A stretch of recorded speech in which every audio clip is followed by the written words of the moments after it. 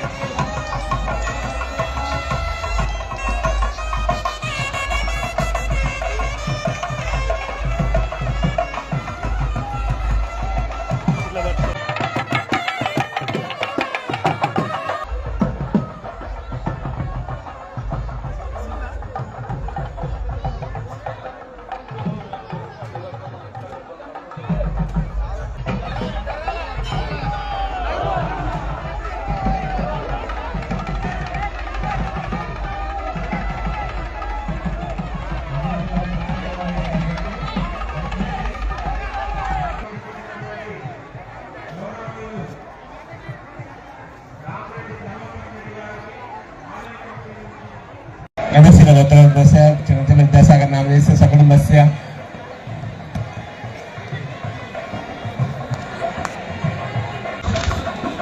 गोत्रोद्भवस्य महाराज नामधेयस्य सकुटुम्बस्य